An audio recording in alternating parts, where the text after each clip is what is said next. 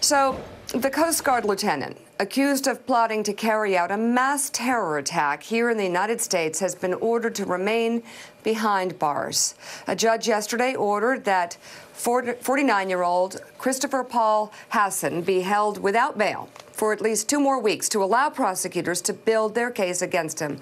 Hassan was arrested last week on drug and gun charges. On Tuesday, prosecutors filed papers alleging he had been gathering a stockpile of weapons and ammo with plans to launch a widespread attack on prominent Democratic lawmakers and several high-profile journalists. Prosecutors say that the charges against him so far are just the tip of the iceberg. In addition to the evidence found in his home, they cite his alleged Google searches on phrases including "what if Trump illegally impeached?", "civil war if Trump impeached," and "best place in D.C. to see congresspeople." Hassan's lawyer is pushing for his client's release, arguing the case against him is thin, saying perceived danger has to be based on facts, not innuendo. The president, as usual, took to Twitter several times yesterday, covering a variety of topics.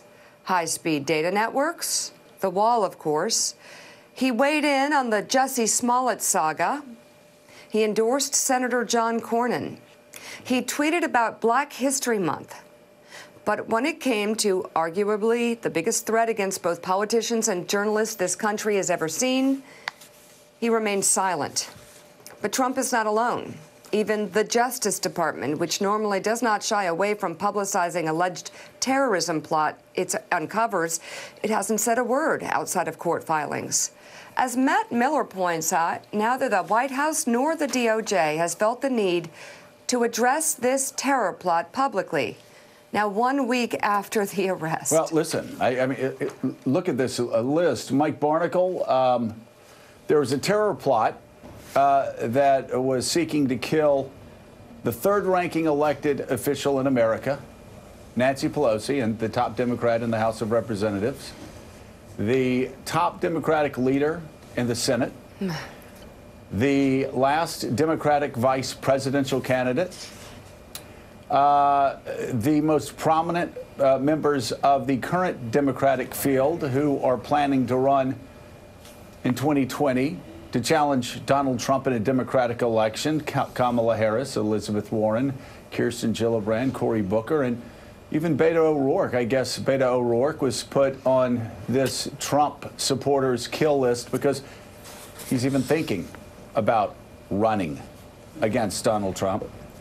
And a Democratic Senator, Richard Blumenthal, who is investigating Donald Trump. National journalists who reported on Donald Trump, and yes, many of his misdeeds. And Mike, you can add to Donald Trump's list of misdeeds deafening silence while a sweeping plot to destroy the congressional Democratic leadership and to wipe clean the Democratic field of candidates who are seeking to run in a Democratic election against Donald Trump next year, are all on this plot by this Coast Guard officer who's been collecting guns and planning this massive attack. Not a single word from the President of the United States. And Mike, I guess we should ask Meacham, but if this is not the greatest plot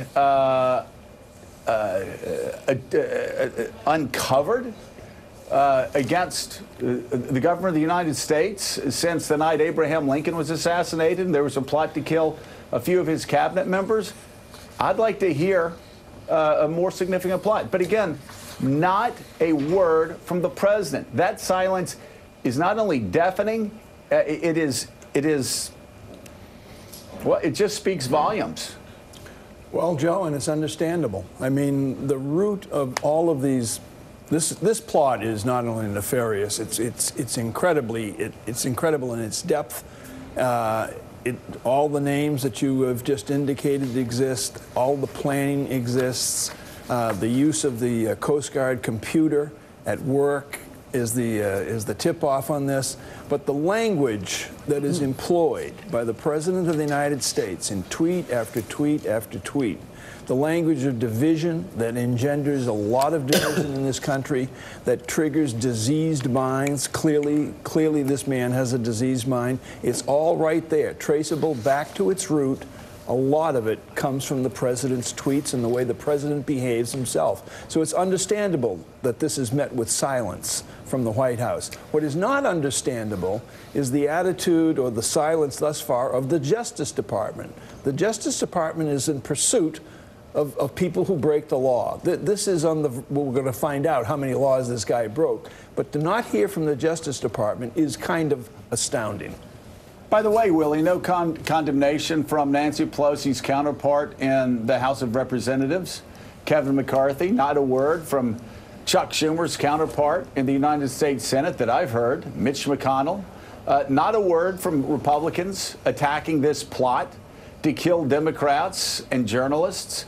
And again, as Mike pointed out, nothing from the Justice Department. Not a single word. This is, you know, and again, this is more of the same. We saw the pipe bomber who, again, targeted all of Trump's political opponents. This is something that, I guess, since he's not saying anything about it, this is something that Donald Trump does not want to discourage. As you say, the threats here, and we won't go through all of them, are very specific, including searching for where people live and zooming in on their houses and figuring out where people will be when.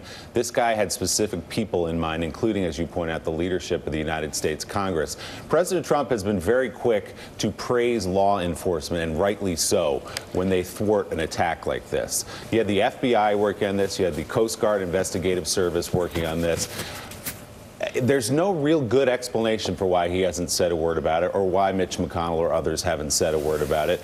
And I'm curious, Danny Cevallos, from a legal point of view, when you have a self-described white nationalist who's talked about wanting to start a race war, is there a chance this guy could be let out on bond?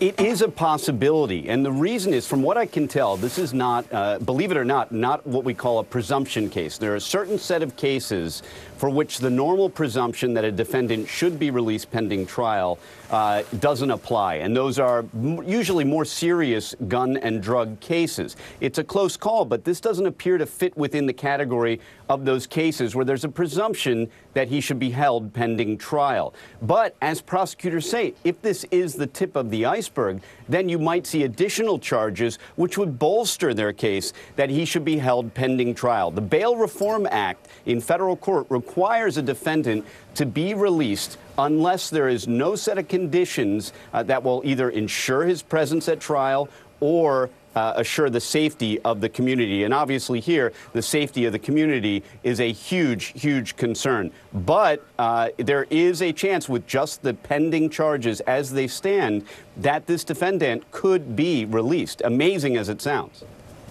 Gene Robinson, also amazing again, a plot to decapitate the Democratic Party and its leadership, and not a word from a single Republican on Capitol Hill publicly.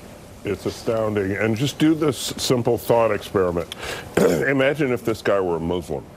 And imagine what we would be hearing from Republicans on the Hill, from President Trump, who would be, you know, his thumbs would be sore from all the tweets. We would be hearing from the Justice Department.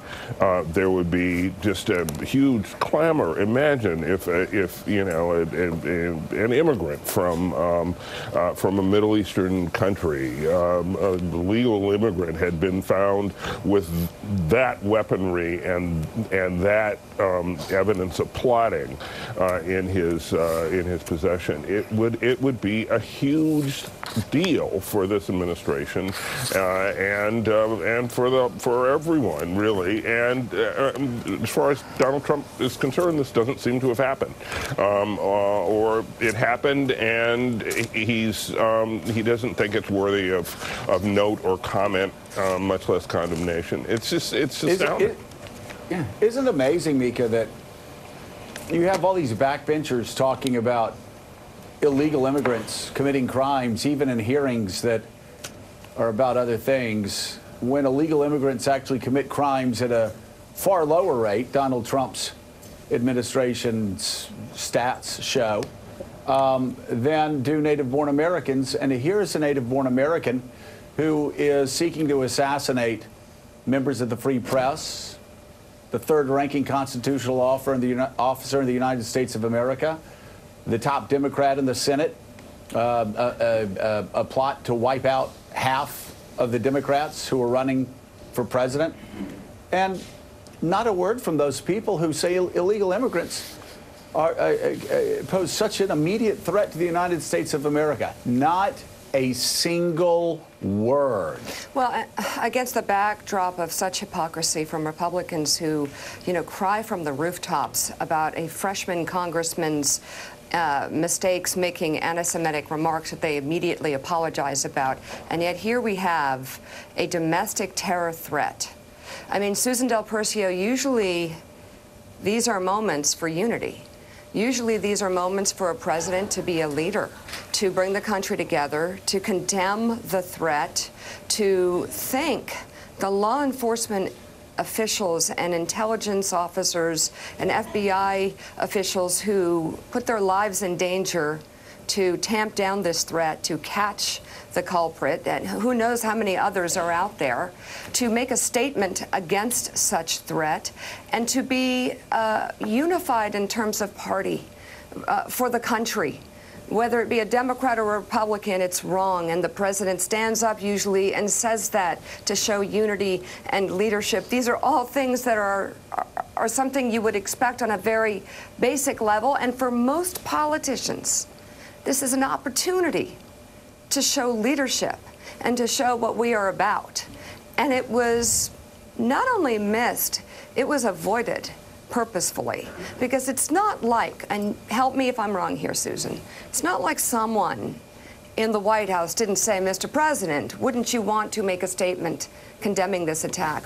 Or a Republican? Or are they that lost in themselves and lost in this moment that they wouldn't even think of this? Well, of course, it's what you would expect from any other leader other than Donald Trump, because let's look at his past behavior. When he was a candidate, he refused to condemn David Duke because he thought it would benefit him politically. During Charlottesville, there were good people on both sides, he said, which was absurd and further divided our country. Now, given an opportunity to just protect our institutions and speak up to say that we are all Americans and this kind of attack on one is an attack on all, of course he doesn't do it, because he thinks that in some shape or form he's showing that he's not playing to his base. He likes, I think the worst part is that he likes these opportunities. He sees these opportunities as a way to really play to his base and hype him up, and it really is a disservice to our country. And what's worse is that you do not see the other Republicans out there. Again, last week I said, where's Mitt Romney on the emergency powers? I'll say again, where is Mitt Romney and other Republicans on coming out and saying something about this horrible, attempted attack? Someone Donnie, look at the bottom of the screen. Look at the headline: Trump silent on plot to kill critics. Let me say it again. Donald Trump silent on plot to kill critics. And I will follow up with Susan Del Percio. Hey, Mitt Romney, you think it's a cool idea that somebody is trying to kill Nancy Pelosi, trying to kill Chuck Schumer? You work with Chuck Schumer. You think you should condemn that? You should condemn that plot? Hey, Lindsey Graham, you run the Judiciary Committee. You think it's cool? You think you might want to check with the Justice Department and see why, oddly enough, they're silent. They're silent about this unbelievable uncovering of a plot to kill half of the Democratic field that's running against Donald Trump, kill the top Democrat in the House, kill the top Democrat in the Senate, kill one of the top Democrats investigating Donald Trump, from a Coast Guard lieutenant who had been planning domestic terrorism for years and was plotting and actually learning from another white supremacist, Donnie. I believe it was in Norway, who killed 77 people. Not a word from Trump, not a word from Mitch McConnell, not a word from Kevin McCarthy, not a word from the Justice Department. Joe, that is pathetic. And by the way, Donnie, you know Trump. Does he know what he's doing? Does he know what he's doing here? What he's encouraging by remaining silent? Is he hoping for a deflection? Of course he knows. News event? Guys, I think we're a little hard on Trump because when there are real threats, he does come out. Just Monday, Alec Baldwin. I mean, Saturday Night Live. That was pretty spicy stuff going after him, and Donald was very upfront to say that should be looked into. So sometimes so Donnie, he attacks Saturday Night Live and says something must be done. Yeah. So let's not go too hard on him. He attacks an Empire actor and calls that like a great disgrace, and yet a white nationalist, because he showed us in Charlottesville what he thinks of white nationalists. A white nationalist plots to kill half of the Democratic field and to kill the top Democratic leaders in America. And there's complete silence from Donald Trump and the Republican Party and the Justice Department. Joe, let's also thread a few things. Obviously, he was big on enemy of the state this weekend. And the Roger Stone, who's putting crosshairs on a federal judge, a bullseye on his head. Yeah. And also tweeting with his good friend Alex Jones about a civil war and about, we've got to take to the streets, which is my end concern of all of this. And as we work against another story as far as Mueller wrapping up, what happens in this country, because these kind of markers are being put down, if there are impeachment moves, if this does go further along the line? What happens when Donald Trump himself says to people, take to the streets? So there's silence right now, which is obviously quite dastardly. The next level, which is so terrifying, is he is capable of not only being silent about it, but actually asking for the order. Yeah, I agree with that. I think the big problem here is we sort of crept along to this point and no one's ever stood up. So now it's almost expected in a way that Trump won't say anything when you see news reports like this. I can't help but think about the closest parallel to this, which was the shooting of the congressional baseball practice. Steve Scalise. A deranged liberal targeting Republicans in that moment. And if I'm recalling correctly, there was sort of universal condemnation, people rallying around their colleagues. It was a fairly standard response to a fairly remarkable and scary incident. We don't have that right now. And I would just add one other thing that's kind of getting lost in this, and maybe it seems trivial to you all, but I think we should have a conversation about how a guy like that can stockpile that many weapons. There's got to be a better system in our country. He's not alone. I mean, no, clearly not alone. Yeah. Clearly not alone. But there's got to be a better system in our country than allowing someone who has that type of deranged worldviews and internet searches from stockpiling weapon upon weapon upon weapon. But to your initial point, within hours after Steve Scalise and other Republicans were shot at on a softball field during softball practice for the congressional baseball game, the Democrats had a prayer session. Multiple numbers of Democrats issued statements. Where are the Republicans today on this? Where are they? And that's where we wrap this up, because we get so desensitized along the way. There are so many stories coming at us, and there is a coarsening and a desensitization that has happened over the past 2 years in this presidency. So we just spent 15 minutes pointing out something very important. Look at the bottom of the screen. Look at the bottom of the screen. The President of the United States says nothing when there is a plot to kill his critics. We are in the United States of America. This is happening right now, and this is not okay. A plot to kill the Speaker of the House, a plot to kill the top Democrat in the Senate. A plot to kill journalists. A plot to kill half of the people running against Donald Trump for President of the United States. And I got to say also, says nothing. Nika, I got to also say, there was a mass freakout from Republicans and conservatives because of AOC. She put the wrong document up on her website, and there was a mass freakout. Yeah. Because it hadn't been, I don't know, spell checked. There were some words in there that they didn't. I mean, and they freaked out for a week. Now we learn of a plot to kill Democrats in the House, to kill Democrats in the Senate, to kill Democrats running for President of the United States, and to kill journalists covering Donald Trump. And there's dead silence. The president tweets if I misspeak. There's dead silence. And yet dead silence on Dead silence this. Think from about Republicans. that. Dead silence from the right-wing Trump apologists online. Wow. So, Whatever. if it seems good luck with redundant, that. it's because we cannot let this go by. No. As we cover the news, and this is news, that the president seemingly is either supporting this or silently standing by as there is this massive threat. Yeah. You know, I mean, we could have talked about Empire, I know, for the first 15 well, it's minutes. a fact, we've got a lot to cover. We can There's talk a lot about, going we can on. talk about, why don't we talk about Empire Roger next? Stone. We'll just sort of change things. Roger Well, we've got Stone Michael up. Cohen, We've who's got going a to speak in an open session before, I believe, a committee quite soon And by the way, about the president. Somebody may be actually getting in trouble for leaking Cohen's tax information. So there is a lot of other news, but we wanted to take a moment just to pause and look at where we are.